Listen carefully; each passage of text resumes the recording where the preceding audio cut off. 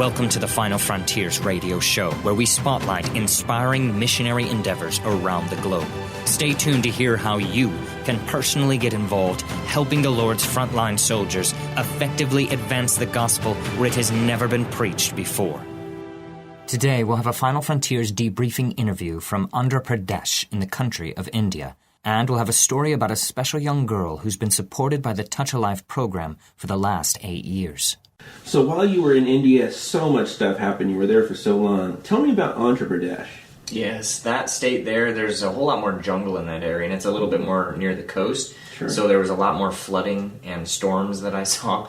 Right. The rains actually were about a week late when I got in there, so they were waiting. We were hoping that the rains wouldn't stop us and run us out of there. The first week I was there was fairly dry, and then the second week we got a lot more rain. Huh.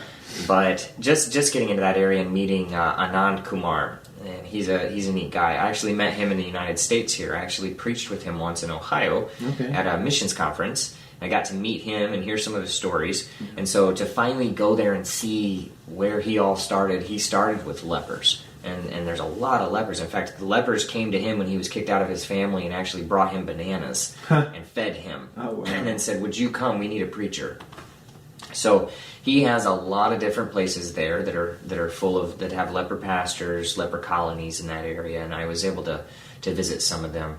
But he starts taking me around to preachers and everything. He's a guy that we really should pray for. He's our director in that area, but he's had stroke conditions. Yeah. And he's on medication right now, but he's still, on a given Sunday, he's preaching in 3 different churches. Mm-hmm. So the guy's still working really hard. He's got a lot to organize. Yeah, he does. He really does. That whole area, though, is a lot more jungle.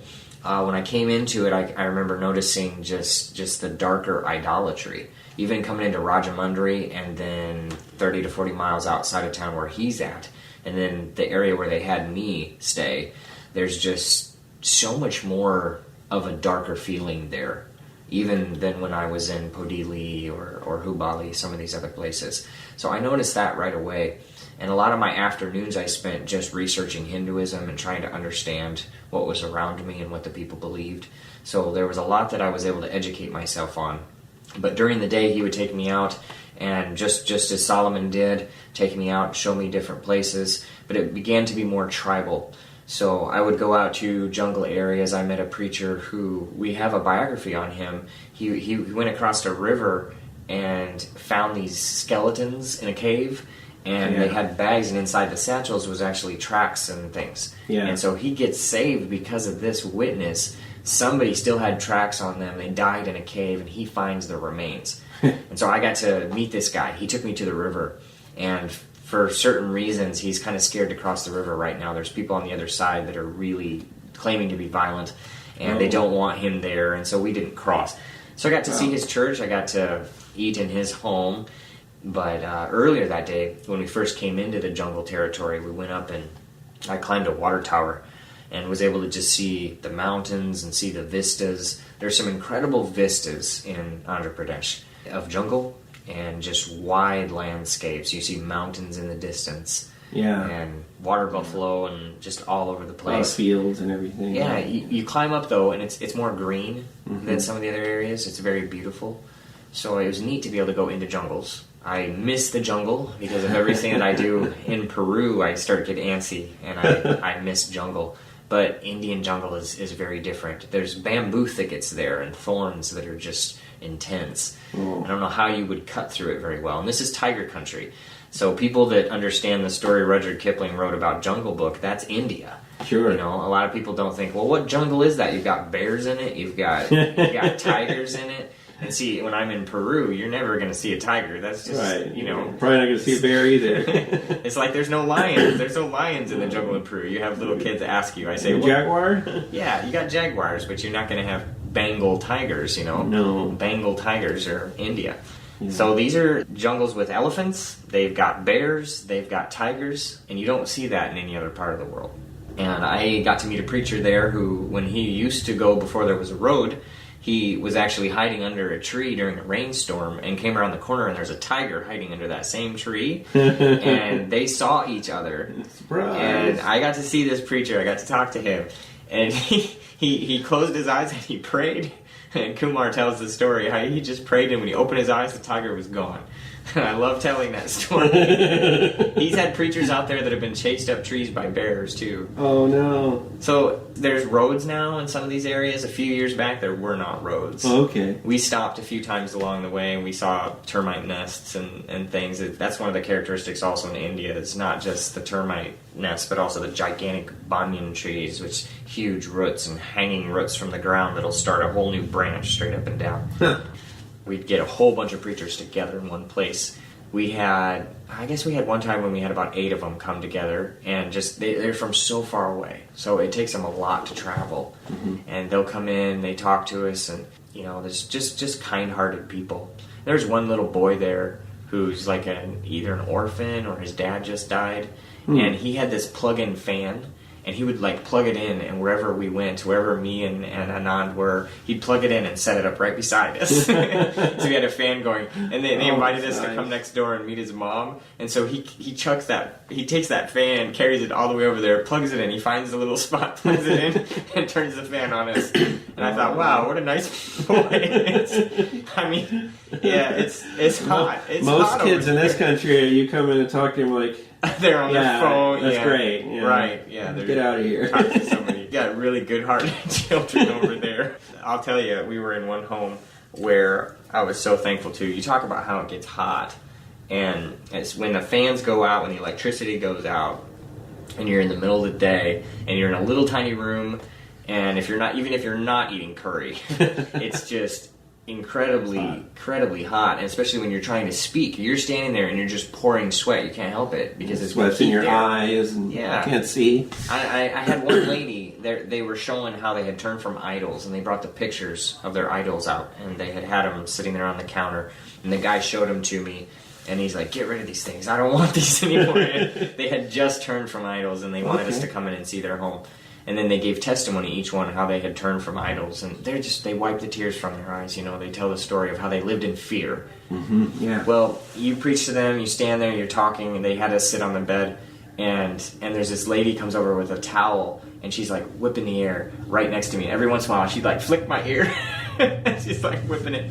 But I was so thankful for that. Here we are sitting there, and we're trying to talk to them, and we're just pouring sweat, and everybody is. That's one thing that you just said, that they live in fear, and a lot of people here in the States, they wouldn't understand that. But a lot of these gods are representative of dark spirits and things, and it's something that we don't really have to deal with in this country. Not so much. Mm-hmm. When it is there, and they're under a different name, or they're under a different disguise. I mean, we have them.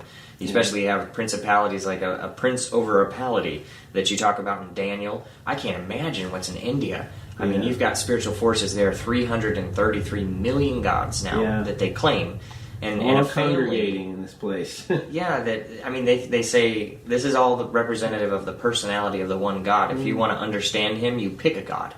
And you can go to your astrologer, and he'll say, here, you choose this god. This is good for you. If your family doesn't already have one. Yeah. Or you can add another one. Yeah, and you've got plenty to choose from. Yeah. Whatever works for your personality. Most of them, though, when you're in these places, you see Hanuman, you see the monkey god.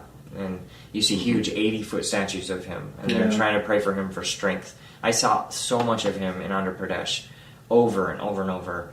In other parts of India, you see the elephant god, especially for making the impossible possible and breaking through obstacles. They trust this god. They pray to him. And Ganesh is in all of the businesses and in all of the hotels that you go into too. They worship him because they want him to bless their business. Mm-hmm. But I saw where they're making the hands, they're still putting the hands on these big statues, and then they detailed paintings and colorful paintings, and you walk through there. A guy actually let us in and showed us his work, his life's work, and he sells these. He'll sell them for thousands of rupees on festival days. Yeah. But it is darker, like I was saying, when you first come into Andhra Pradesh, and these people they live in fear. Yeah, they do. When you get to know their stories, they'll actually tear up and they'll cry about it, and they'll say, I pray to this God, and he did not heal my son or heal my family. And God still does miracles like that. Yeah, he does. Because over there, they'll say, well, I went to this God and prayed, and he did nothing, but then Jesus healed my child.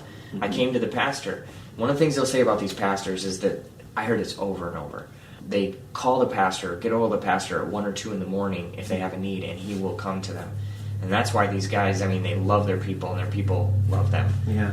These are, when I always say the word dedicated, these are dedicated guys.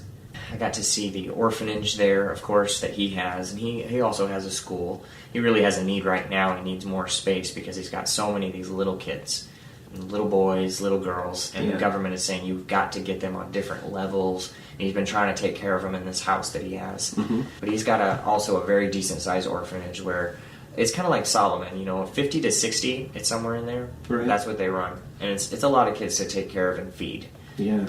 So I was there with them, I ate with them, and they spread them all along the walls, the edge of the walls, and they all got their plates, and somebody comes over with the rice, and somebody comes over with the curry, and, they're all eating. Things are constantly happening there. It's constantly busy. There was one little girl that came up, and it was her birthday that day, and she came up and told them how old she was, and she had a special dress. They had gotten her, somehow somebody had gotten her, and so she felt all beautiful, Yeah.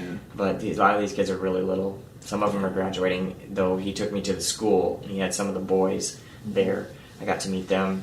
He's got teachers there, and all the way up through high school. He's trying to add on more. I got to meet them. He's got a college going on now. There was a brother and a sister that came all the way from northeastern Nagaland. Oh, wow. Came all the way down to go to college with him there and be trained. Mm-hmm. So he's got some good people training, and he's got dorms there. He's got a TV ministry, I believe he's on television. Yeah, I didn't actually get to visit that, but I know about it, and he said it's been working really good. Yeah. And he's going to get into a new area, too, now. They're going to broadcast those, because he was brought here to the United States and preached for a week or something. I think about a week, yeah. And then he broadcasted that. That's great. I mean, he's speaking in Telugu, and he's able to they can hear that on the TV, or you could hear it on the radio.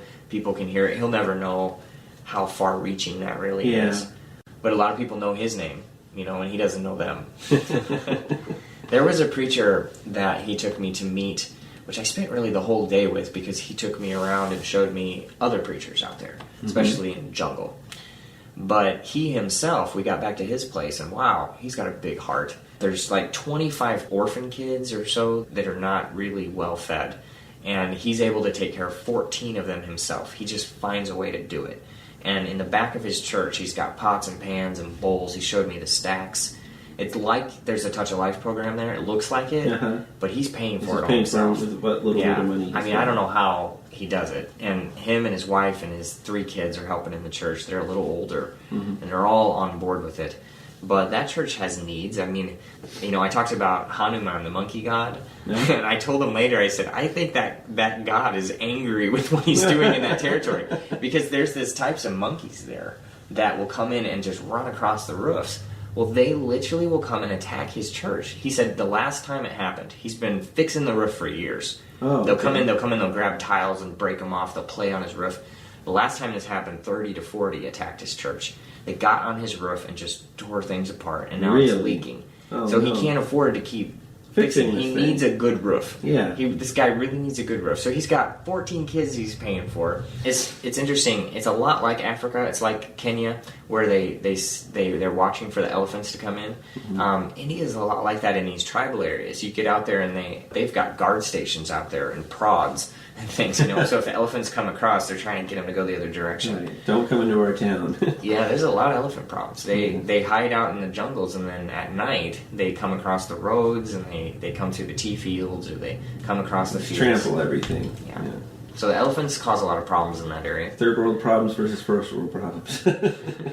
There's also places where when the rains did come, you can definitely see the damage. He took me around one whole village where the roofs are just caving in, the houses are falling apart. In that same area, though, he took me to a place that really touched me. There was this girl there that is both deaf and dumb. So, she cannot speak and she cannot hear. And you just think, how are they witnessing to someone like that, born all the way from her youth like that? Yeah. And I got to thinking about that later on that night. And it's India, so in a rural area, there's no special education programs to teach, sign language and things like that. They're not teaching. They don't know how. How would you, So that's a need right there. Someone to go and help teach this girl. There's a lot of burdens that he showed me. Yeah. In Andhra Pradesh, there's quite a lot to see, and so it was a blessing to be with these guys in the jungle. If you're a Bible college student with a passion for missions, but maybe unsure whether you're actually called to full-time service on the field, Final Frontiers has a month-long summer program in Honduras to give you that boost of opportunity you need to understanding the real world of missions. This summer internship provides hands-on training from real American and national missionaries, as well as a true immersion in third world ministry experience. Whether you're a student or a Bible college looking for hands-on field training, if you're interested in this opportunity, please visit us at finalfrontiers.world. Hi, this is Michael Horn, and today I wanted to tell you the bittersweet story of Roxelli, a child in Honduras. As you know, our main focus here at Final Frontiers is that of supporting national church planters, assisting them in bringing souls to Christ and planting churches. All of our ministries, whether it be Touch of Life, Daily Bread, Smugglers, Power Pack, and so on, are to support them in one way or another. With Touch of Life, we are either helping to support the national church planters' children, thus relieving the financial burden from that family, or by bringing children to one of their local churches, and thus families to the church in the long run, and spreading the word of God. We often receive the sad news from our regional directors regarding the passing of a national church planter. Often it is from an illness or age. However, we also lose some to persecution, which happens around the world every day. We rejoice, though, knowing that we will see these men again and marvel at all they have accomplished for the kingdom. It is, however, a lot rarer to receive word of the passing of a child, and we were certainly saddened to hear about Roxelli passing just a couple of weeks ago. Now, we received Roxelli's application back in 2010. She was born in 2000, and on her application it noted that she has Down syndrome and that her family is too poor to be able to provide the proper education and nutrition for her. To put that into perspective, her father works in the fields, earning approximately $4.50 a day. Now, being a field worker means that you are only able to work when the fields are needing to be worked on, which, as you can imagine, is not all the time, as it will depend upon when crops are in season. Her mother stayed at home to take care of Roxelli and her two siblings. They live in a one-room adobe house. Though I use the term house loosely, as being adobe, the walls are made of clay, the floor is just dirt, and the roof is tin. They have no electricity, drinking water, or bathroom. So, this is how she lived in 2010 when she applied to our Touch Life program. She was picked up for support the following year, and wow, what a blessing for her. Once being supported, she could go to our main feeding center every day to have a good meal. In Honduras, they have a varied meal in the feeding centers. Some days they will have rice, beans, and tortillas.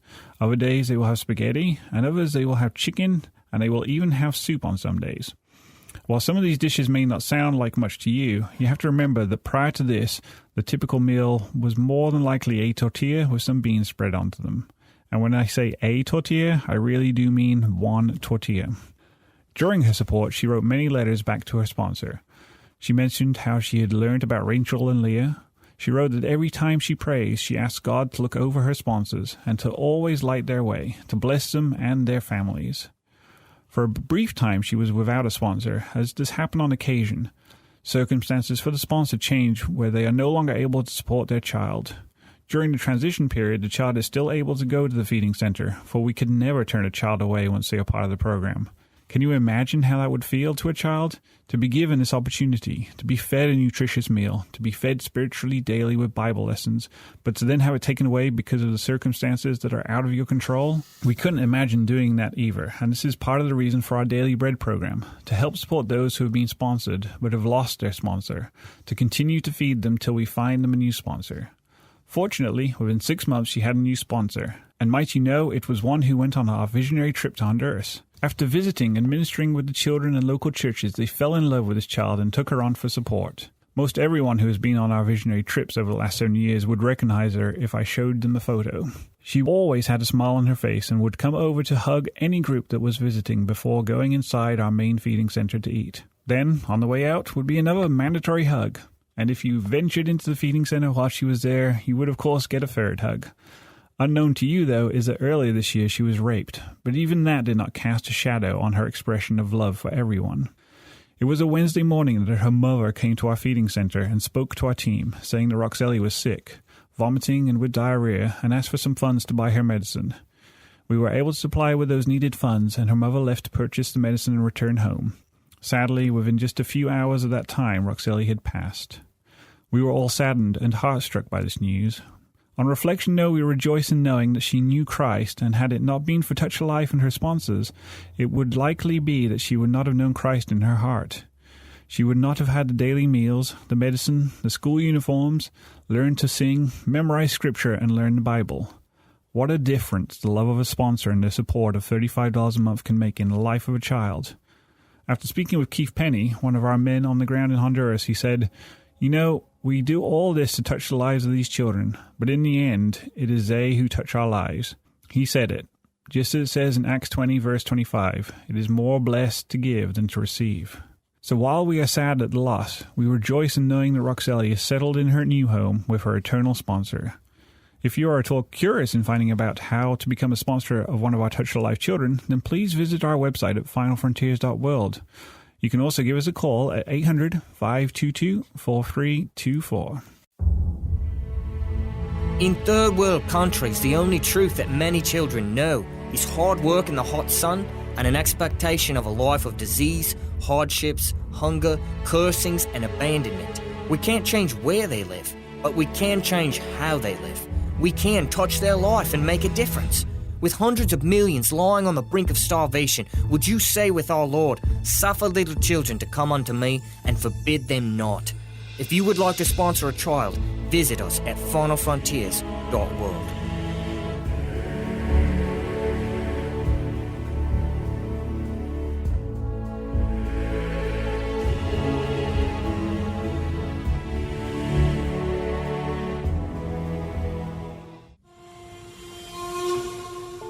Your inquiries and comments are important to us. If you have any questions or perhaps subject matter you would like to have addressed on this show, please visit us at finalfrontiers.world. How difficult is it really to finance the evangelism of the world? That depends on your method of attempting to do it. The scripture says, "One will chase 1,000, but two will chase 10,000. Thus, the more of us who work together, the quicker we will get the job done. It takes money to evangelize the world, but some still seem to think that all we have to do is pray and have good intentions, then God will do the rest. It's true that He can, but He clearly revealed to us that His plan is for us to do it in His power, using His funding. Paul asked these 4 questions in Romans chapter 10. How then shall they call on Him in whom they have not believed? And how shall they believe in Him of whom they have not heard? And how shall they hear without a preacher? And how shall they preach except they be sent? So we agree that it's our job to evangelize the world, but obviously we cannot all go somewhere, and none of us can go everywhere. Thus we must send others to accomplish the task. In other words, some give and others go. Unfortunately, there are more nations closed to missionaries than open, and many languages are yet to be understood. So how can we reach our mandated goal of evangelizing the entire world by using only American missionaries? The fact is we cannot. So we must utilize the men God already has placed in each culture to reach their own people. We call these men national preachers. And how can we fund them? It's simple. Many national preachers can survive on as little as $30 a month. So, if a congregation of 100 people would give just 1 penny a day, those pennies combined could support one national preacher full time. Now, imagine what that same congregation could accomplish with a quarter a day. I'm John Nelms, and to learn more about missions, order a copy of my book, The Great Omission, at our website, finalfrontiers.world.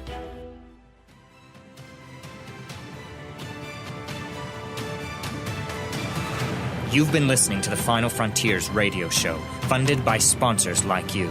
Thank you so much for joining us. Through the funding of national and native preachers, we endeavor to effectively advance the gospel where it has never been preached before.